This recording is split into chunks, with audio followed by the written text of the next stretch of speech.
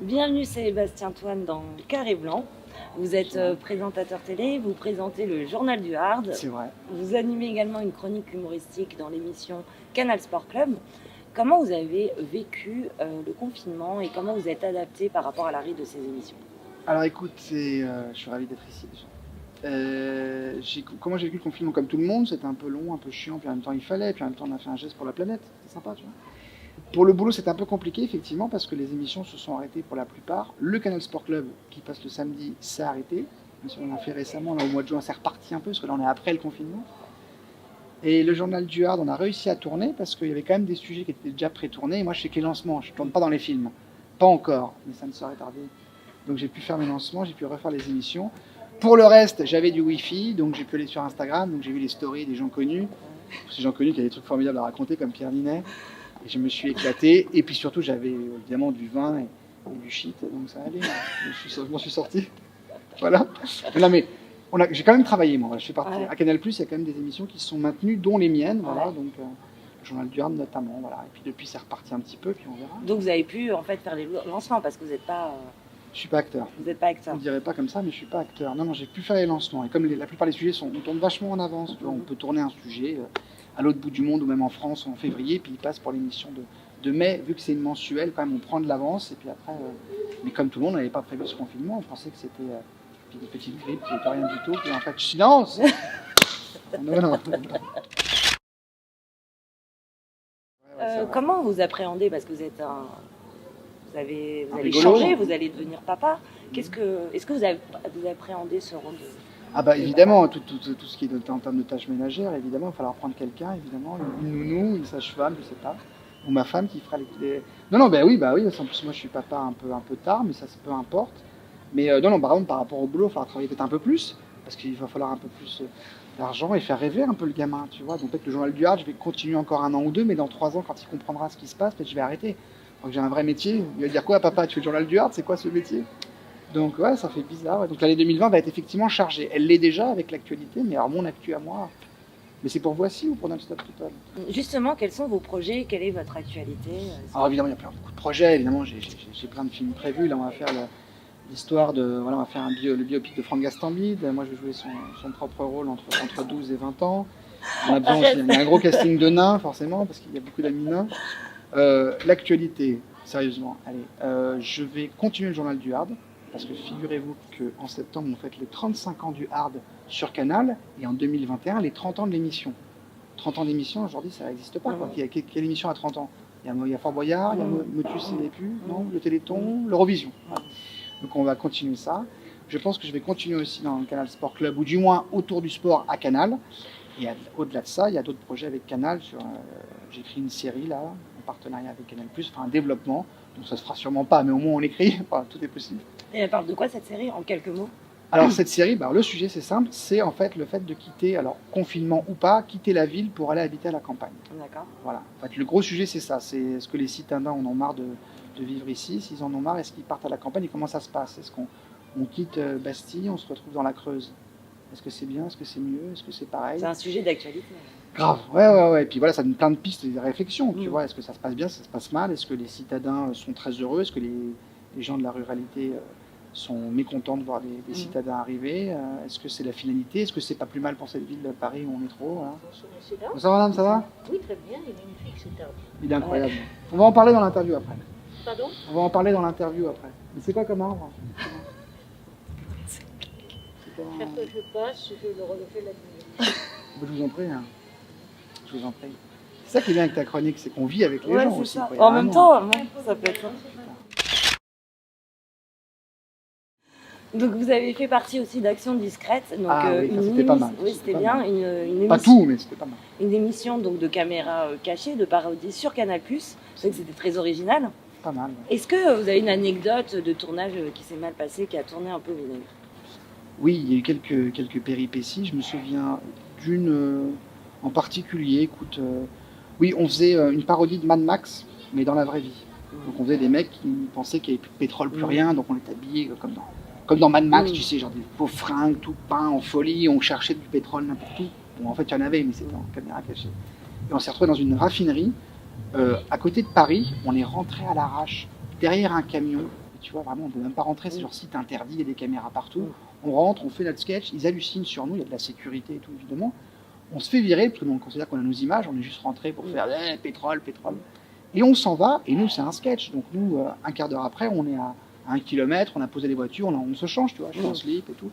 Et là, on voit 3 camions de police arriver, parce que la centrale avait prévenu la police, qui ne savait pas si on était Greenpeace, des gilets jaunes déjà, des fichiers S, ou juste des oiseaux, ou c'était pour un enterrement de vie de garçon. Et là, ils sont passés devant nous, sur toute ma vie, les portes étaient ouvertes, c'est pas le GIGN, mais pas loin. Ils avaient des fusils à pompe carrément. Et tu vois qu'ils étaient à la raffinerie, avec les sirènes hurlantes et tout. Et nous, on était genre en slip, et l'autre qui buvait une bière. Ils se sont arrêtés devant nous, ils ont fait « Non mais c'est pas eux, ils sont pas assez cons pour s'être juste mis, tu vois, à 200 mètres de la... C'est quoi ces mecs ?» Ils sont repartis. Mais il y a eu 3 secondes, là, ils nous organisent, on fait « C'est pas ces mecs-là qu'on doit arrêter, c'est pas possible. » Donc il y a des moments comme ça. Ils nous ont pas tiré dessus, tout va bien, la police est sympa. Faut arrêter de faire chier la police, je peux le dire. Voilà. Humour provocateur, jeu de mots, parodie, Très 80. micro-trottoir, mais très corrosif comme humour. Ouais, donc du coup, pas très connu. Non. Mais c'est ça qui est étonnant, j'ai l'impression que vous faites tout justement pour qu'on vous connaisse. Est-ce que la question c'est, est-ce que la télé pour vous c'est un grand terrain de jeu? Est-ce que c'est pour ça que vous avez voulu faire mais il y a un truc qui est sûr, c'est qu'au-delà de mon petit talent, et de mon petit physique, mes fringues et tout, dès que tu vas dans un... Il y a des niches quand même, tu vois. En gros, où tu décides d'être... J'ai rien contre eux, hein, Camille Combal, Mamie Payet, c'est l'animation classique, c'est sympathique, c'est grand public, tu fais marrer les enfants, tu fais marrer les vieux, il n'y a pas de blague sur Daesh, pas de blague sur le gouvernement. Et là, tu ouvres déjà même plus de voix à la télévision ou ailleurs, puisque on te... Voilà, t'es plus grand public, t'es plus marketé, t'es plus, entre guillemets, formaté, voilà. Dès que tu es dans un autre sujet, un autre propos, un petit ton qui vaut ce qu'il vaut, pour toi c'est pas trash, mais pour les gens c'est trash, bah déjà tu te mets de côté plein de plans. C'est pas TF1 qui va t'appeler, c'est pas M6 qui va t'appeler. Le cinéma, tu veux faire ton premier film, bah, forcément tu vas pas raconter un film sur les ch'tis ou sur un couple qui divorce, tu vois, comme c'est bien souvent le cas des comédies françaises. Toi tu vas raconter autre chose, c'est compliqué de le monter. Je ne me plains pas, hein. Je suis ravi de faire ce que je fais, je pensais que ça allait durer 2 ans, ça fait 15 ans. Donc, mais forcément, tu te fermes des portes. Et puis au-delà de ça, moi, j'ai pas non plus joué le jeu du casting, de l'agent. Tu vois, j'ai pas fait des castings, moi, j'ai pas pris d'agent. Je rêve pas d'être acteur. J'en ai rien à secouer. Ce qui me fait marrer, c'est de bosser avec mes potes, d'écrire des trucs, de défendre un petit propos de temps en temps. Puis même des fois, il n'y a pas de propos. Je m'en fous, ça me fait marrer quand même. Mais donc vous êtes c'est terrible parce que je suis en train de me rendre compte que j'ai une carrière de merde. Vous me le dire, c'est ça. Non, mais c'est vrai que vous êtes un peu la descendance de cet esprit canal des années 80, enfin dans les années 80. Ben ouais, et on a l'impression que vous êtes un peu un des derniers en fait. J'ai l'impression que cet esprit n'existe plus trop à la télé. Ah ben une chose est sûre, Action Discrète n'aurait pas pu être ailleurs que sur Canal+, même maintenant. D'ailleurs à l'époque, je te raconte ça parce que c'est intéressant. Action Discrète, on faisait des caméras cachées. Dans toutes les histoires des caméras cachées, justement, tu fais la blague.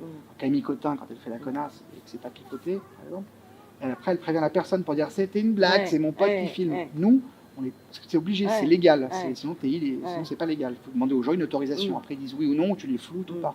Nous, on ne demandait pas. On n'avait pas demandé à un proviseur, un politique, un policier, un religieux de signer alors qu'on se fout de sa figure, tu vois, pour parler poliment. Donc, les gens n'avaient pas le droit de le faire. Les canals, fermez les yeux. Donc, c'est une époque incroyable. Et pour le reste, oui, on est quelques-uns encore, mais on n'est plus beaucoup... Si, à Canal, il y a les Grolandais, mais regarde, c'est pas tant une histoire d'humour. Augustin Trapenard, dans sa façon d'aborder le cinéma, les séries, comment il en parle, il est journaliste, c'est déjà un ton assez libre, assez osé, tu vois. Enfin, assez osé. Pas osé, mais libre. Oui, c'est quand même lisse, mais sinon, il n'y a pas invité un acteur pour dire que son film est pourri, c'est toujours compliqué, tu vois. Donc, dès que tu as l'animation et l'échange, c'est pas évident. Mais c'est sûr qu'on n'est plus beaucoup. Et après, si aujourd'hui, peut-être que tu peux retrouver cet esprit dans le fait que les gens sont leurs propres médias, ou dans donc ils font ce qu'ils veulent sur leur Instagram ou leur machin, et peut-être qu'ils peuvent ou sur d'autres sites internet qui justement prévoient des interviews un peu décalées, un esprit différent. C'est pas la télé de papa des années 80. Ouais, c'est ça. Après, il est chiant, lui. Dernière question. Ouais. Quel est votre meilleur souvenir télé? Alors, tout de suite, je le dis, quand j'étais au Grand Journal, parce qu'on n'a pas eu beaucoup des super souvenirs au Grand Journal. Si, j'étais content d'en être, mais bon, ça s'est pas hyper bien passé. Voilà. Je passais une fois par mois, j'avais 20 secondes. Mais peu importe, si l'émission était bien. Un soir, on a invité Jimmy Page, le guitariste de Led Zeppelin. Et moi, je suis ultra fan de Led Zeppelin depuis que je suis tout petit. Donc, j'avais une de mes idoles, en face de moi. J'ai pu lui poser une question. On a rigolé ensemble, on s'est vu avant, on s'est vu après. Il a dédicacé mes disques. On a bu de la bière ensemble, on a raconté des bêtises, dans un anglais assez approximatif, du moins le mien. Et j'ai passé. Donc c'est génial d'avoir que tu vois un idole, mais. Et après, il y a eu Sardou et Delon aussi, c'était super. J'ai des bons souvenirs au Grand Journal quand même. Et Dujardin à Europe 1, je faisais une chronique radio sur Europe 1 il y a 3 ans. Et avec Jean Dujardin, alors qu'on m'a dit que c'était vraiment un gros con. Et ben, pas du tout, c'est un mec très sympa. Et on a bien rigolé. Et donc la télé permet ces rencontres-là, ces Oui. rencontres qu'on ne pourrait pas faire. Oui, dans alors, la vie de tous et les le jours. problème, c'est que la télé, ce qu'il en reste, qu'il n'y a plus beaucoup d'émissions, il n'y a plus beaucoup d'émissions comme le Grand Journal, tout ça, il y en a quand même quelques-unes, tu vois, mais c'est vrai que même les grandes stars, tu vois, il y a encore 5-6 ans au Grand Journal, mais aussi d'autres émissions, il y avait des stars américaines qui venaient, tu vois. Aujourd'hui, il y a quand même encore des émissions. Il y a C'est à vous sur France 5, il y a Quotidien, et il y a quand même des invités. Mais bon, je ne pense pas que je serai invité, je pourrais travailler à Quotidien ou à C'est à vous, mais c'est pas grave, j'en ai rien à secouer. Moi, je suis Canal.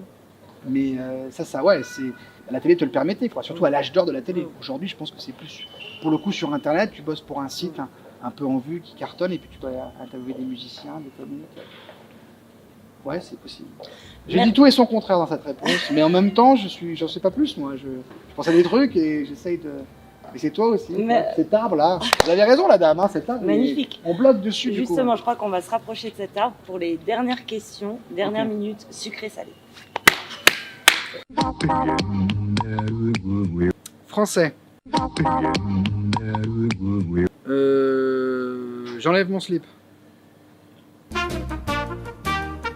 Il y a 5 minutes quand tu m'as demandé sucré-salé. Mais c'était un fou rire intérieur. Un jeu. Moi j'adorerais faire un jeu.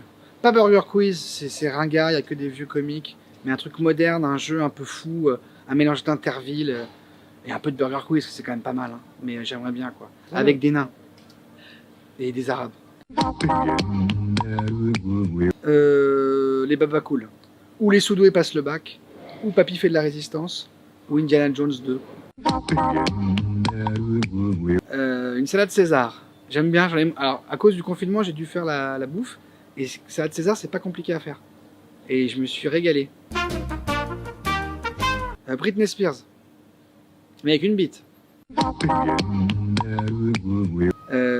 Liberté, fraternité, inconscience.